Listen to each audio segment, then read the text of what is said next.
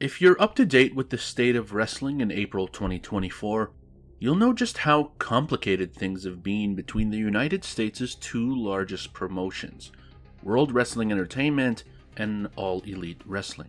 As I'm writing this, last night's AEW Dynamite episode featured an angle that used backstage footage of two wrestlers not currently on AEW TV. The first was suspended in real life following this incident, and the second, we all know, he jumped ship to the WWE and has seemingly been revitalizing his image after a turbulent last year in All Elite Wrestling. This has piqued a simmering rivalry in the wrestling fandom, as well as within the companies themselves, that has been brewing for 5 years. The last week, on the cusp of WrestleMania, WWE wrestlers and major figures have all thrown shade at All Elite Wrestling, seemingly snowballing from CM Punk's tell-all interview with Ariel Helwani, in which he discusses his side of the story and what went wrong at AEW, and his problems with Tony Khan and the Elite, leading AEW wrestlers and figures to respond on social media and on TV. Of course, the events of this last week didn't happen in a bubble. Both companies have had no love lost since AEW's founding in 2019, taking consistent shots at each other in on-screen promos. You will not see legends who are respected on the other channel. Apparently, if you put executive vice president in front of anybody's name, they feel important. Shoot interviews and social media.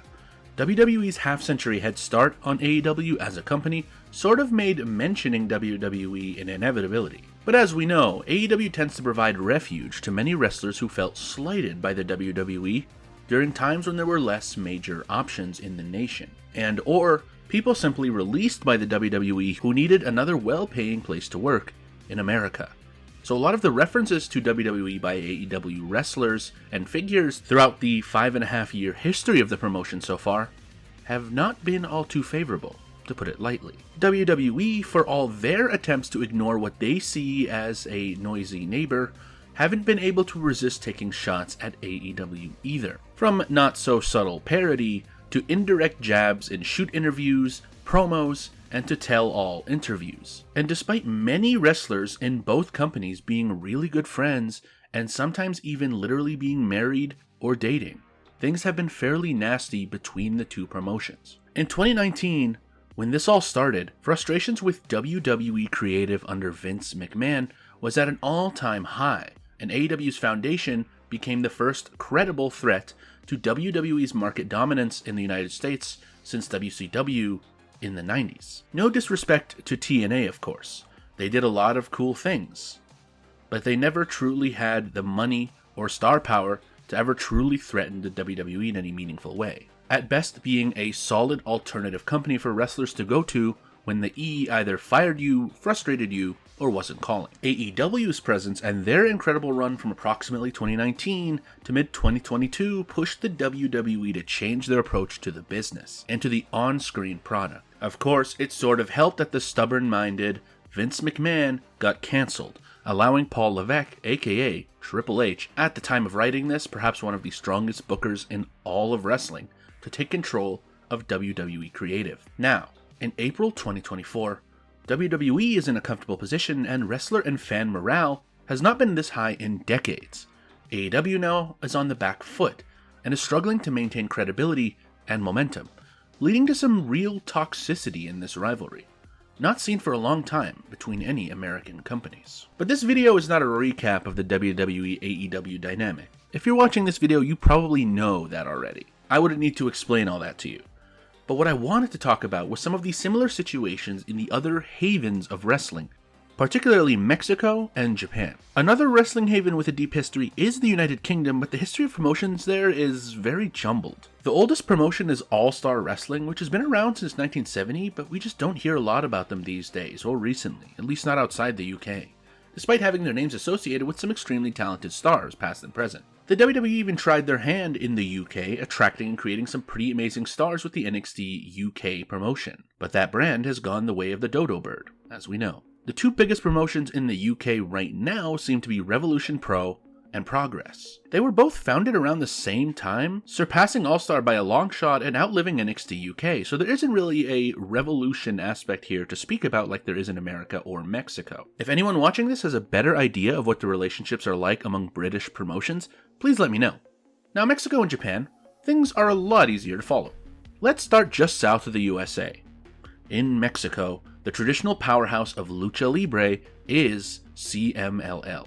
They have an extremely deep heritage in pro wrestling dating back to 1933, 20 years older than even the WWE, and have had a massive impact on Mexican culture as a whole. They ran the Mexican wrestling landscape nearly unopposed for the most part, until an upheaval came from within. In the late 1980s, Booker Antonio Peña was getting increasingly frustrated at what he saw as CMLL resting on their laurels under co-booker Juan Herrera. The company tended to play it safe, never pushing the envelope too much and getting complacent due to their market dominance. Peña wanted wrestling in Mexico to encompass more styles, to be more story-driven outside the ring, and for lucha libre to spread outside of Mexico into new horizons. The story goes that CMLL ownership ultimately took Herrera's corner, so Peña decided to do something unexpected, and something that's changed Mexican wrestling and world wrestling forever. He founded AAA, or AAA, in 1992. There was quite the exodus of star power from CMLL over to the new AAA. Most notably at the time was Konnan, a man who was world heavyweight champion in CMLL just a year prior.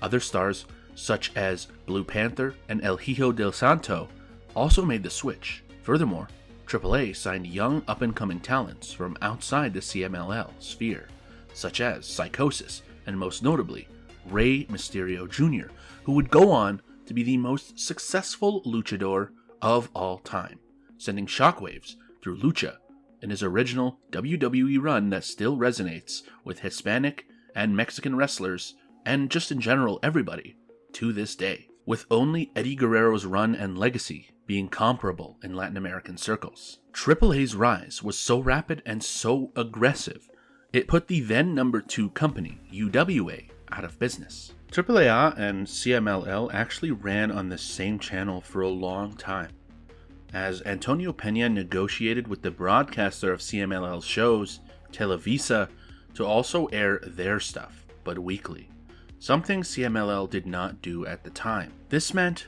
that for the longest time, the two promotions were competing for viewers on the same channel. To this day, Televisa, being a massive conglomerate, actually still broadcasts both shows apparently. CMLL airs on the main Televisa channel in Mexico, while AAA airs on Nueve, a Televisa-affiliated station, though AAA's main television deal is actually with TV Azteca, the second biggest TV media conglomerate in Mexico. Now, I'm not sure if AAA airs on both channels, Nueve and TV Azteca stuff, because unfortunately Wikipedia is one of the few English language sources for this information, and it's said that AAA airs on both these networks, so if anybody knows what the truth is, please let me know. Back on topic though, AAA even collaborated with fellow upstart promotion at the time, WCW, in creating the Worlds Collide pay-per-view in 1994. This was an event foundational to the spread of Lucha Libre's popularity outside Mexico, as in this event where two relatively new companies were challenging the market-dominant leader in their country, collaborated, this was many American fans' first ever exposure to Lucha Libre from any company. CMLL, on the other hand, did work with New Japan and still does to this day. AAA even worked with the WWE briefly in 1997, having some of their guys appear in the Royal Rumble as a result. In an interesting turnaround, when WCW went under and TNA appeared as the new number 2 promotion on American TV, CMLL would go on to establish a relationship with them, exchanging talent from 2007 to 2009. Funny enough, when both companies aired on Televisa, Televisa set up an event that forced the two to work together in a cross-promotional event. This event was called CMLL AAA Padrismo in 2000 at Plaza Mexico in Mexico City. Supposedly, this event was tense. They apparently had separate locker rooms on the day of the event, and to protect both companies, babyfaces from both companies would team together against heels from both companies, with babyfaces winning all matches involved. Apparently, the matches tended to get fairly stiff at times, as you can imagine. Outside of this, there's been virtually zero contact and zero collaboration. The two sides slander each other in the media and on social media, and wrestlers from both companies were forbidden from working together on foreign shows. Recently, CMLL famously barred its talent or any talent with a close association to CMLL from working AEW's Forbidden Door events, which featured AAA contracted and affiliated wrestlers. Although this has seemingly thawed out a little bit with CMLL establishing a formal partnership with AEW, which has been slightly stifled by visa issues, but most notably so far, the partnership saw Bryan Danielson fight Blue Panther at Arena Mexico. It doesn't seem that AAA's relationship with AEW is affected by this. Currently, AEW talent Commander is the AAA Cruiserweight Champion. It is believed that AAA has been more open to squashing the beef than CMLL has. AAA legend Conan has even said he himself tried to bridge the gap between the companies, but CMLL especially just would not budge. AAA's arrival marked a shift in Mexican mainstream wrestling. AAA's disruptions mirror what AEW was able to do decades later. CMLL was and is known for being a conservative company in terms of style.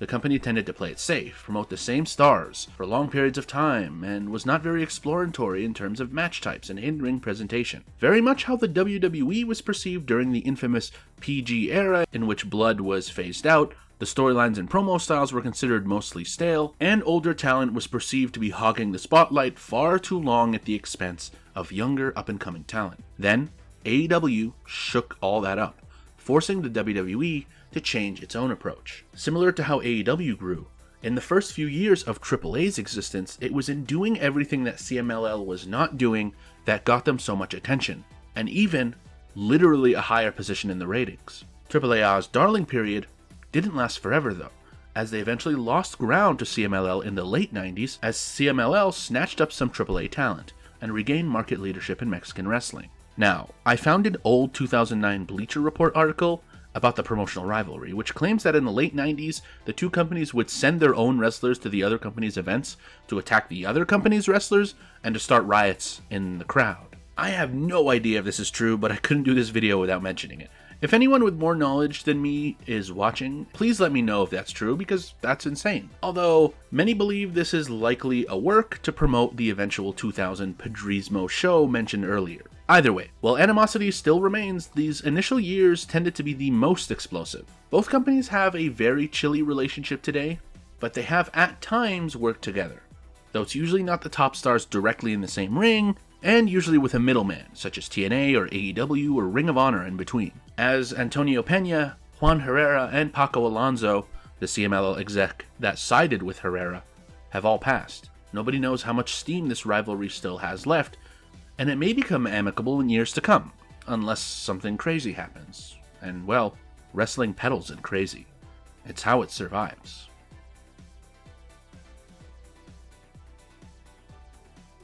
Now, we go east, one of wrestling's other holy lands, Japan. These days, New Japan Pro Wrestling, sometimes shortened to just New Japan or NJPW, is the most prestigious promotion in the nation. Its stars, matches, and philosophy on the business revered by fans all over the world, as well as other wrestlers.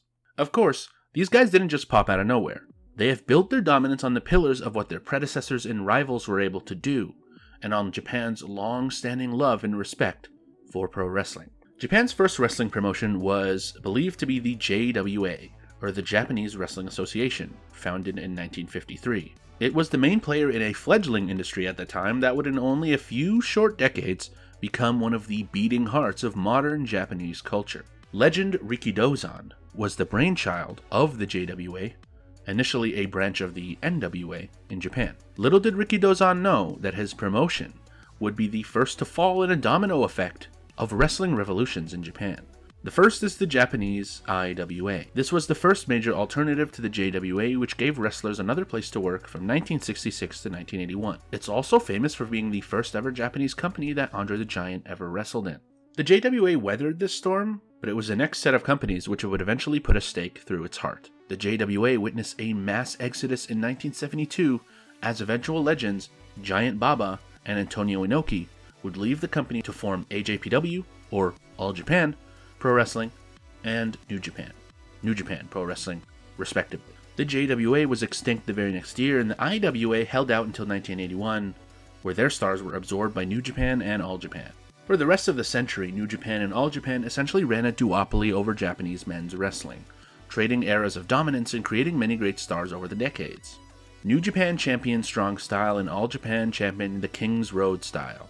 In terms of women's wrestling, Japan is unique in the industry for having most of their promotions be gender segregated, which is contentious to many, because some believe the separation forces one side to take a secondary position, and in most cases, wrestling companies being so predominantly male-owned means the women's companies will seem to play second fiddle, while on the other side of the coin, some believe that a women's-only promotion gives female wrestlers in a historically male-dominated space a place to thrive and show their talent. Nonetheless, we will cover the Joshi side of things shortly. Now, the next major change in Japanese men's wrestling happened in 2000. AJPW legend Mitsuharu Misawa was upset with the direction of All Japan after the death of Giant Baba in 1999. See, All Japan in the 90s had taken a very firm lead in their race against New Japan, with their most successful period taking place in the 1990s.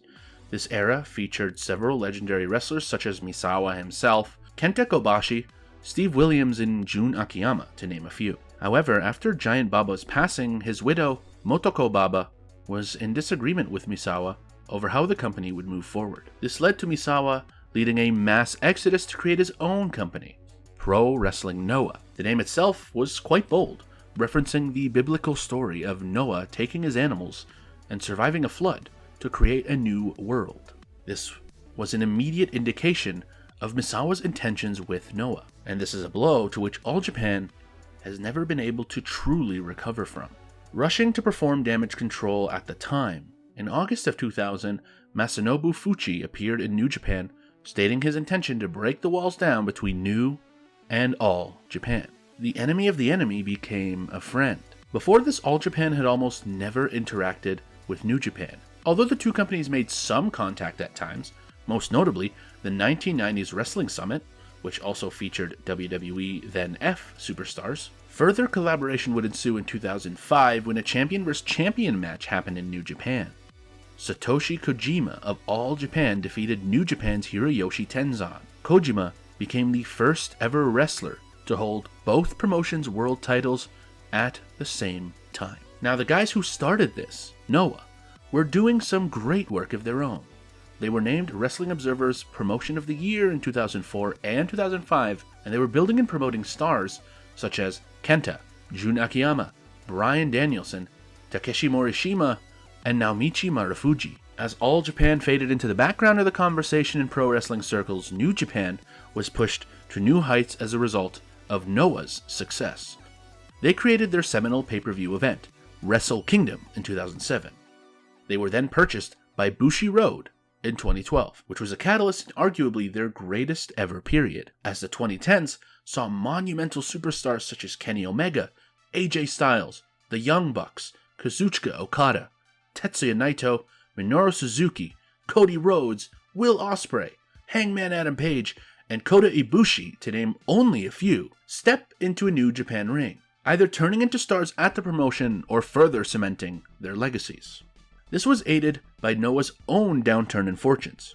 They were caught up in a scandal that saw them tied to the Yakuza in 2009, and they lost their TV deal at the time as a result. Furthermore, the founder and brainchild of the company, Mitsuharu Misawa, passed during a match that same year. Noah suddenly had to build their reputation again, as New Japan took a very clear lead with their ambitious new ownership and their fabulous in-ring product. Noah struggled to find its feet in the 2010s. The relationship with New Japan went bad as NJPW pulled its wrestlers from all Noah events in 2016. In 2020, Noah got new ownership, Cyber Agent. This massive advertising and entertainment company got into wrestling by purchasing DDT in 2017. DDT, founded in 1997, was and is a solid promotion in and of itself, but they were made even more valuable by a project they started in 2012.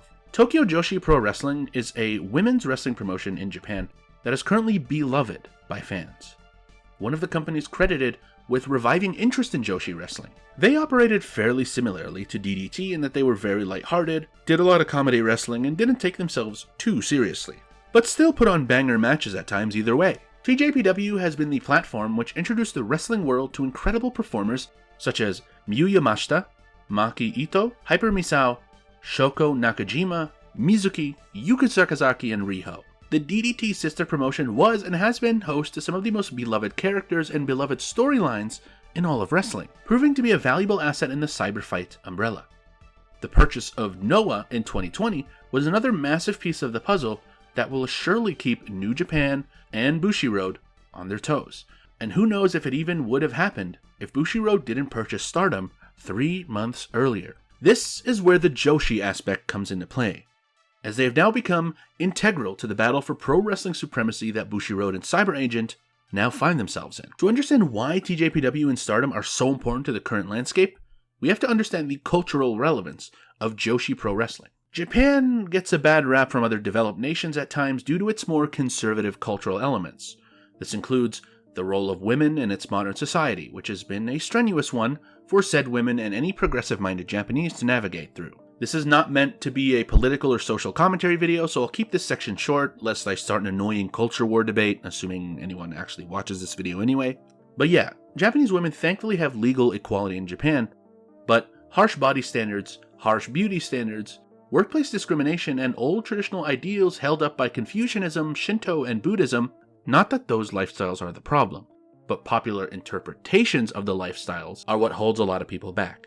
Such is the case with most religions. That's why when female wrestlers in Japan took the industry by storm in the 80s and 90s, it meant a lot. You had women of all types of looks, styles, and body shapes going to absolute war with each other, taking gnarly bumps, bloodying each other, throwing each other into exploding wires, putting each other through glass, tables, thumbtacks. It was understandably shocking for a predominantly male audience to see women going through all of this. But it wasn't only shock value. It created larger-than-life characters that still resonate with wrestlers and fans of all gender identities today. Bull Nakano, Manami Toyota, Megumi Kudo, Asia Kong, Meiko Satomura, Dump Matsumoto, Shark Tsuchiya, and many more. All Japan Women's Pro Wrestling, or AJW for short, competed with Japan Pro Wrestling, or JWP for short, in the space during the Joshi heyday.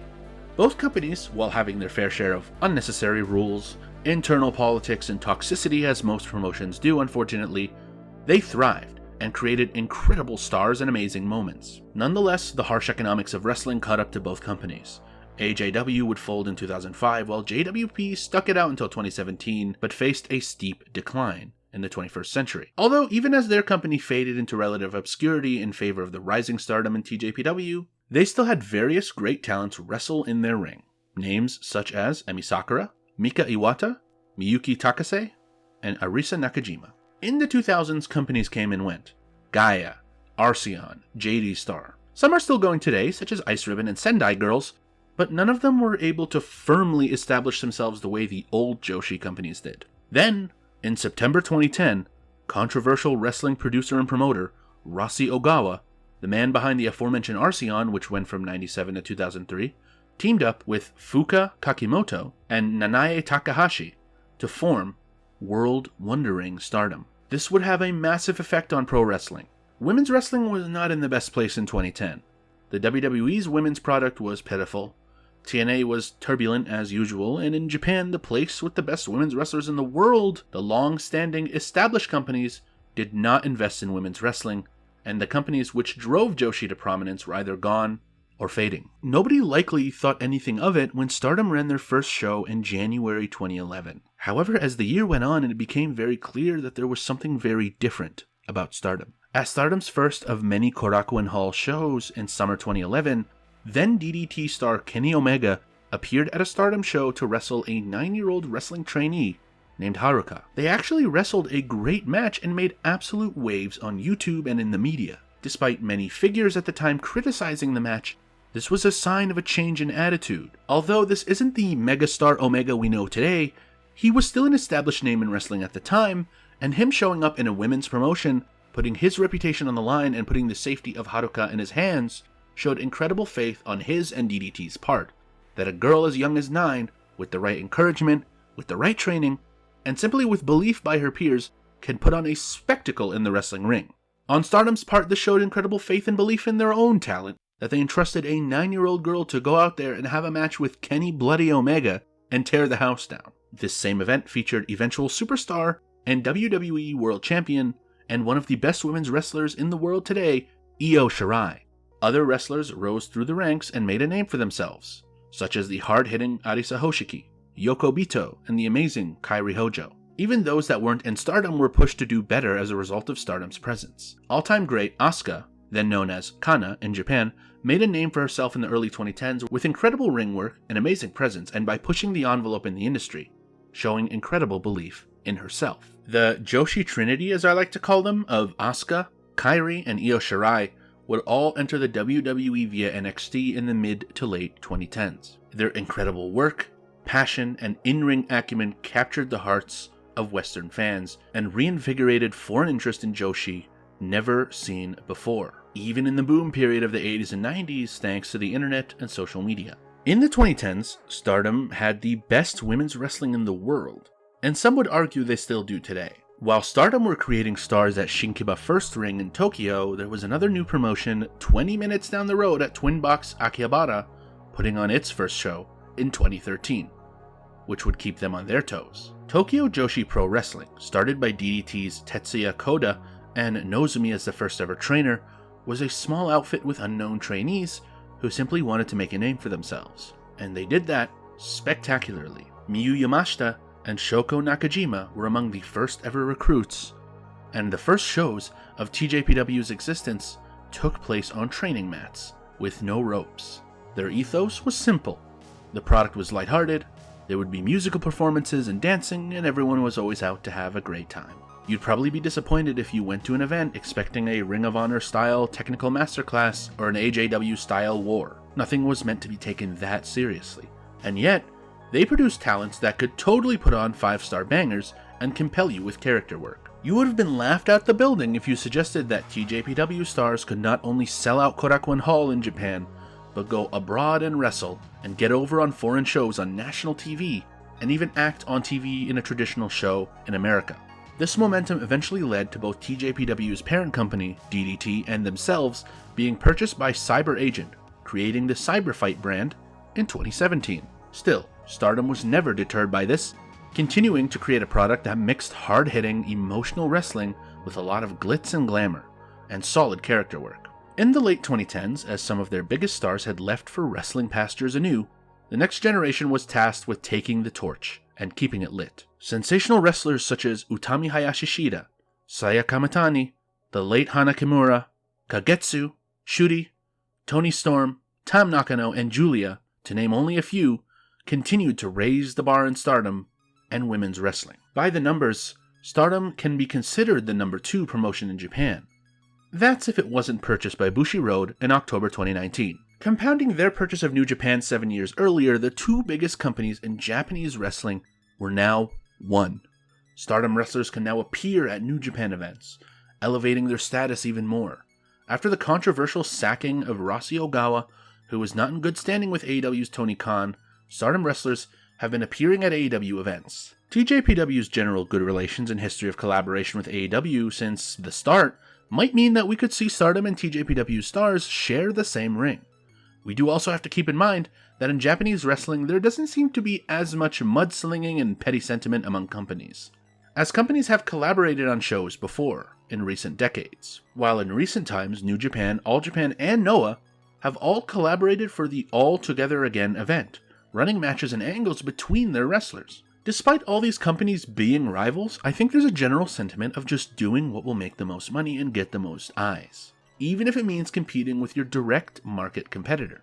If it can benefit all companies involved, a lot of these promoters are willing to put their differences aside. Rossi Ogawa was a notable exception to this, making virtually no contact with TJPW aside from buying their stars when their contracts expired, and infamously refusing to send any of his wrestlers to AEW, nor accept any AEW stars in his ring. He did on occasion work with Sendai Girls and Marvelous, but I suppose he was just picky in who he liked to work with, or perhaps didn't feel threatened by those companies. Now that he's been forced to make a third run at making a company with his upcoming new promotion, Stardom might have a chance to follow in New Japan's footsteps and work with Cyberfight wrestlers, most importantly, with TJPW, in a direct cross-promotional event.